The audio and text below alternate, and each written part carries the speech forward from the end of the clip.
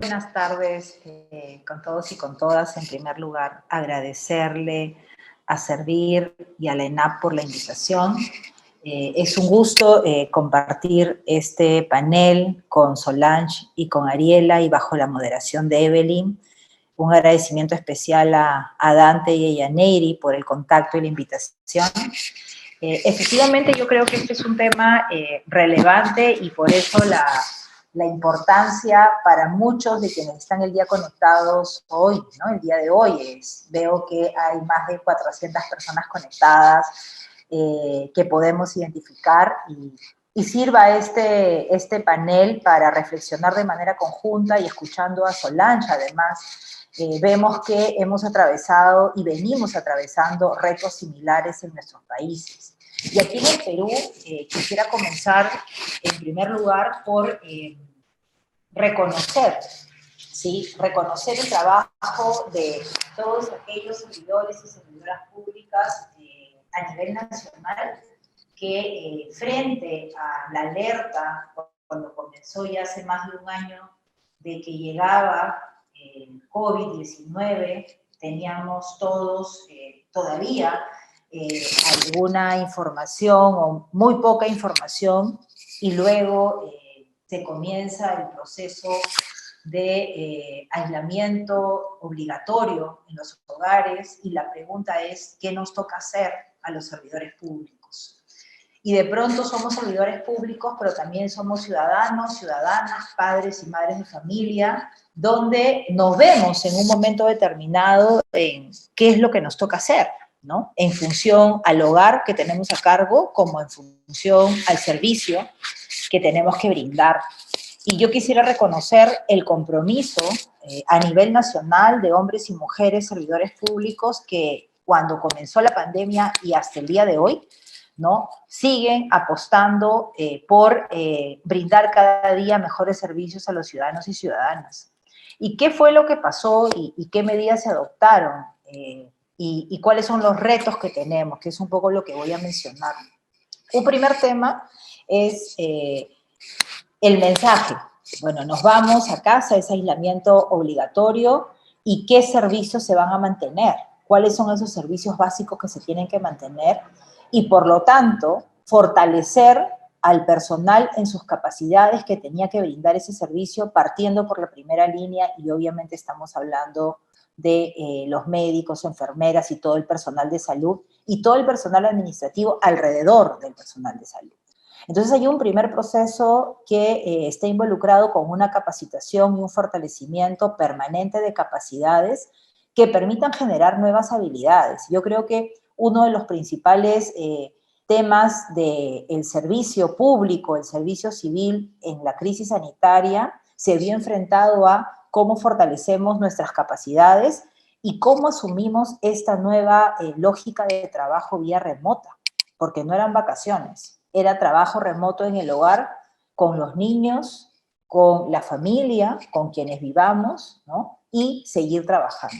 Y un primer tema que creo que ha sido parte de un cambio de forma de ver el trabajo remoto es que quienes hacen y hacemos trabajo remoto, sí trabajamos en casa. Ahí hay un reto enorme todavía de generar a nivel nacional, porque efectivamente a nivel del gobierno nacional, en este caso los ministerios, se han dado una serie de medidas que ha implicado la implementación del trabajo remoto, ¿no? ¿Qué controles se dan en ese trabajo remoto? Y como bien lo decía Solange hace un momento, el cambiar de ver a la persona sentada en un escritorio trabajando, ¿no? Produciendo, o verlo en el campo trabajando, comenzar a valorar que la persona, no verla, pero sí que me mande la información por correo, que nos conectemos vía la tecnología como hoy, que lo estamos haciendo vía la plataforma de Zoom, efectivamente sí es trabajo, ¿no? Sí es aporte, sí logramos avanzar. Entonces, yo diría que durante este año tenemos sectores en los diferentes niveles de gobierno que rápidamente estaban preparados para entrar a un trabajo remoto y luego tenemos otros que ha sido un proceso de adaptación. y en general un proceso de adaptación de la delegación de tareas al hogar, al trabajo remoto y la rendición de cuentas de esas tareas. ¿Esto qué ha significado? Y para hablar de números, efectivamente durante el año pasado tuvimos un trabajo remoto importante, ¿sí? En la época más dura de la pandemia, llegamos a un 75 u 85% en promedio, de 75 a 85% en promedio del trabajo remoto y la diferencia a nivel presencial. Evidentemente, este nivel presencial está vinculado con servicios básicos, con supervisión de servicios en el caso de transportes, por ejemplo, para garantizar el distanciamiento físico en las unidades vehiculares, ¿no? Y el control y la supervisión del cumplimiento de las normas en mercados, etcétera. Y por lo tanto, ese equipo de trabajo presencial también tenía un tratamiento especial y distinto que voy a pasar a señalar. Cuando pasó la primera ola, podemos decir que a nivel del gobierno nacional se comenzó a incrementar el trabajo presencial, ¿sí? Más o menos en diciembre ya varios ministerios habían superado el 50 o 60% de trabajo presencial. Sin embargo, el día de hoy podemos señalar que en promedio estamos también aproximadamente en un 80 u 85% de trabajo remoto. ¿Por qué? Por las condiciones que se han dado en este momento de la segunda ola. Sin embargo, sí mejor preparados y con esta lógica de delegación y comenzar a apostar por el trabajo delegado a través de este trabajo remoto. Asimismo, creo que está vinculado también con un concepto que es importante y que está puesto sobre la mesa, que tiene que ver con la confianza, ¿no? Los servidores públicos, y eso es parte de un trabajo que todavía tenemos que hacer muchísimo a nivel nacional, ¿no? Tienen para comenzar el compromiso del servicio, ¿no? Es probable que existan algunos servidores públicos que hayan fallado en ese compromiso, pero no son la mayoría. Más del 1.000.000 de servidores públicos que tenemos en nuestro país, la vocación es de servicio y por lo tanto tenemos que trabajar como reto en seguir fortaleciendo sus capacidades y sus habilidades, y en este caso habilidades tecnológicas. Uno de los retos interesantes para todos, creo, ha sido vinculado con la parte digital. No solamente el proceso de que vayan a trabajar y se conecten vía remota, sino que se les brinde todas las herramientas, las facilidades, la firma digital para que los trabajadores y trabajadoras puedan firmar sus informes y que esos informes puedan viajar en el espacio, en el ciberespacio, para llegar al objetivo final, ¿no? Y eso es información a diferentes poderes del Estado. Cada sector ha tenido que adaptar sus procesos y se siguen adaptando procesos para que al 100% tengamos todo digitalizado, que un servidor o una servidora pública no tenga que ir a la entidad para firmar un documento, y si tiene que ir sea para labores específicas que sean necesarias, realizadas, que sean necesarias de manera presencial. Y en esa línea, entrar a mirar qué servicios, ¿no? Por los que hemos apostado. Uno de los temas que nos refleja la pandemia es el reto que tenemos como país de afrontar una educación en un entorno digital y cómo hemos avanzado en garantizar que nuestros niños y nuestras niñas, pero también nuestros docentes, tengan esas condiciones tanto de internet, ¿no? La conectividad, pero también las herramientas. Y ese es un proceso que desde el servicio público también se está mirando. No podemos olvidar a la carrera docente y todo lo que ha significado para los docentes entrar de pronto en un marco donde se tenga que aplicar la tecnología, donde el contacto cercano y directo con los alumnos era parte y es y sigue siendo necesario, no digo que no, pero en un momento como este es necesario cambiar esa lógica y por eso se planteó de esa manera el año pasado. Se adoptó inmediatamente medidas donde efectivamente se pudo trabajar rápidamente y avanzar con la educación vía remota, con los retos que eso ha significado, y obviamente ya este año hemos estado mejor preparados, pero aún con brechas por cerrar. ¿Y eso qué implica? implica que las entidades públicas tenemos que seguir, que las entidades públicas tienen que seguir trabajando y por lo tanto los servidores públicos debemos seguir apostando por incorporarnos a la carrera. Y hay algo que mencionaba Solange que lo menciono también, como me parece algunos de los temas que vivimos de manera cercana o muy similar, y es que al principio la pregunta era, ¿existirán personas que quieran sumarse al servicio público en la pandemia cuando muchos de esos servicios son presenciales porque implican el trabajo con la ciudadanía, salir a supervisar?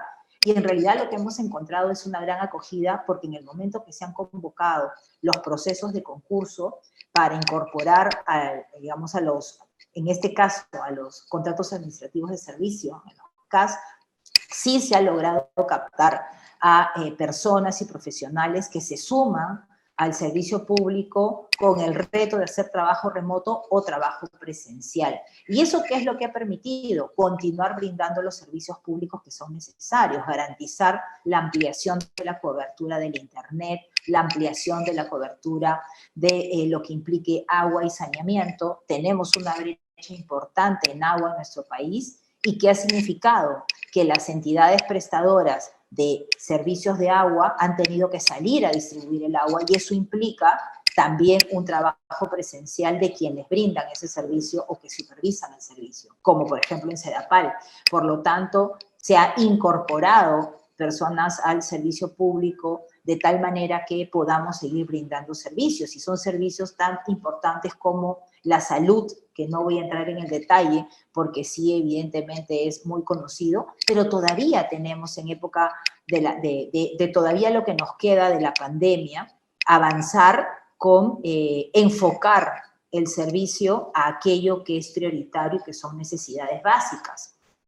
Lo otro está vinculado ya con la atención a la solicitud del ciudadano, ¿no? Entonces, primero es cómo nos hemos preparado y cómo hemos respondido desde el servicio público para continuar brindando servicios y garantizar la continuidad de la operación del Estado, que las entidades no paren, que el ciudadano no sienta que cerramos la puerta y como estamos en pandemia no se atiende, que es lo primero que probablemente en algunos casos sucedió. Se cerró la puerta hasta próximo aviso, pero inmediatamente eso se tuvo que revertir porque evidentemente el ciudadano necesita seguir recibiendo los servicios y siguiendo la atención. Por lo tanto, el segundo punto está vinculado con cómo atendemos la solicitud del ciudadano y cómo el ciudadano siente que está cerca.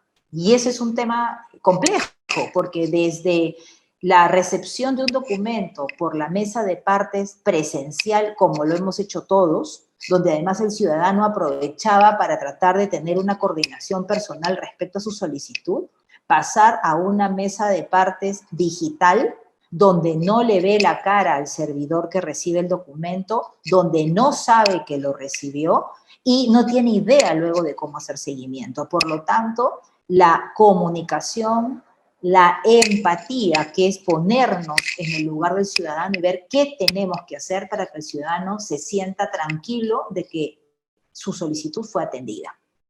Y se han generado mesas de partes evidentemente digitales, se ha interconectado a través de la plataforma GOPE en el Perú para que por lo menos para comenzar entre ministerios, y eso es algo que se está culminando ya el proceso, me parece que solo faltaba un par de sectores, sin embargo, de tal manera que una vez que llega la demanda del ciudadano, la canalizamos, no se la demos al ciudadano si se equivocó, sino la canalizamos a cualquier otro sector que tenga que atenderla y hacer el seguimiento respectivo. Luego, abrir la plataforma para que el ciudadano pueda hacer su seguimiento en línea, ¿no? Y de pronto, y esa es parte de algunas situaciones que se presentan, ¿no? El otro día me recibo un correo electrónico de un ciudadano que reclamaba porque había llamado 18 veces y nadie le contestaba el teléfono, ¿no? Y claro, porque si estamos en trabajo remoto y marca el anexo de las personas que probablemente le contestaban anteriormente, no le contestaron. Pero cuando mandó el correo, recibió la respuesta de manera inmediata en menos de 5 minutos. Entonces, ¿eso qué implica? El transmitirle al ciudadano también que efectivamente esta es una vía de acceso más directo al trabajador que no necesariamente está de manera presencial. Y obviamente también generar las condiciones para que esas llamadas puedan tener una respuesta inmediata de tal manera que se garantice que efectivamente se sienta atendido. Entonces hay todo un reto ahí del uso de la tecnología. Hemos tenido que ajustar muchos procedimientos para acotar y que finalmente la tecnología y la innovación sea parte de nuestro día a día. Y ese es un reto que todavía tenemos por delante, porque cuando hablamos del gobierno nacional podemos decir que hemos avanzado muchísimo en innovación digital y tenemos en este momento muchos retos, pero también avances. Pero cuando miramos a nivel del interior del país, la situación cambia. Y cambia porque evidentemente tenemos que garantizar no solo conectividad, sino el fortalecimiento de capacidades de los propios servidores públicos de gobiernos regionales y sobre todo de gobiernos locales, ¿no? Que cambiemos el papel por trabajar a nivel del sistema, y ese es un reto que todavía tenemos en nuestro país. Finalmente, quería mencionar en la línea del trabajo con la ciudadanía y por el trabajo que he desarrollado en el último año o año y medio en la presidencia del Consejo de Ministros, y tiene que ver con no solamente la atención directa a la demanda del ciudadano, sino la atención colectiva a los ciudadanos. En nuestro país, y como ustedes saben, existen muchas demandas colectivas respecto de comunidades y, por ejemplo, la inversión privada. Y por lo tanto, el nivel de conflictos sociales, que apenas comenzó la pandemia, se detuvo. Dejaron de sucederse los conflictos sociales porque obviamente todos estábamos en nuestras casas, las comunidades protegiendo para que no llegue el COVID-19 y por lo tanto el nivel de conflictividad bajó. Pero conforme pasa el tiempo, aun cuando, y coincido totalmente con lo señalado por Solange y creo que es parte de lo que sentimos todos, no vamos a volver a nuestra vida previa, en el caso de Perú, al 16 de marzo o al 15 de marzo del año 2020. ¿No? Eso no va a regresar. Aún con vacunas nos vamos a tener que seguir cuidando, vamos a tener que seguirnos protegiendo porque la vacuna no hace que no te contagies, y eso lo sabemos, sino que evita que los estragos sean mucho más fuertes hasta, evidentemente, algo mucho más complejo como la muerte. Por lo tanto, nos tenemos que seguir cuidando, por lo tanto, vamos a tener que mirar una nueva forma de continuar servicios a nivel remoto, y por lo tanto el reto de trabajar con las comunidades en conflictos sociales fue enorme. Yo ahí quiero reconocer la innovación de los diferentes sectores, incluyendo la presidencia del Consejo de Ministros, cuando el año pasado teníamos que identificar cómo dialogar con la comunidad, cuando uno de los temas, y creo que la gran parte de colegas peruanos que nos están escuchando han escuchado cada vez que hay un conflicto, que venga el funcionario a mi zona para hablar directamente, y de pronto ahora, como le decíamos, no podemos ir porque desde Lima te podemos llevar el contagio si tú estás en una zona donde no hay contagio, y si tú vienes a Lima es altamente probable que te contagies. Entonces, ¿cómo hacemos para, cuando ya había un nivel de desconfianza y quiero que venga a la cabeza de la entidad, ahora no solamente no vamos a ir, sino tenemos que conectarnos vía digital para hablar? Entonces fue todo un reto el proceso de confianza y empatía. Y son dos conceptos que son muy importantes. O sea, el ponerse, el servidor y la servidora pública nos tenemos que poner permanentemente en los zapatos, en el ser del ciudadano y ciudadana en diferentes partes del Perú, para saber cómo van a reaccionar frente a una situación como esta. Y por lo tanto se comenzó a trabajar reuniones vía Zoom, ¿no? Donde al principio era todos alrededor de un celular en la comunidad para escuchar y comenzar a dialogar. Luego de pronto ya entró el alcalde, de pronto ya en el alcalde y la comunidad, de pronto en algunos casos les decían no pueden estar reunidos, entonces cada uno con un celular, en algunos casos encima de un cerro, y me entenderán nuestros colegas peruanos, porque ahí llegaba la conectividad, y comenzamos a avanzar en ponernos de acuerdo, porque era la única manera. Entonces, inclusive en crisis sanitaria, donde hay demandas sociales, se ha ido avanzando en recuperación de confianza, ¿no? Y tiene que ver con que lo que hablamos vía digital y nos vemos, lo cumplamos también, ¿no? Y es parte de, efectivamente, el servicio y el compromiso que eso implica. Solo cerrar señalando que todavía tenemos en nuestro país un trecho por recorrer en el caso del servicio público a nivel de gobiernos locales y regiones, porque está vinculado con garantizar los servicios públicos para todos, entre ellos algo tan básico como la conectividad, en este caso el internet, la tecnología, la luz para que puedan cargar los equipos, pero es parte del servicio que se brinda desde el Estado también. Y creo también que el compromiso, la responsabilidad que ha demostrado y la solidaridad que han demostrado los servidores públicos en nuestro país frente a la pandemia, para participar activamente, para continuar brindando los servicios, arriesgando su vida, y por eso tenemos tantos colegas, amigos que ya no están, ¿no? Reconocer que no es menor en una crisis sanitaria, pero que sin el servicio público tampoco podríamos avanzar. Sin el servicio civil no vamos a poder avanzar, y por eso la apuesta para que quienes estamos ahí continuemos bregando por que se implemente el servicio civil cada vez más en las instituciones públicas. Muchísimas gracias por la oportunidad.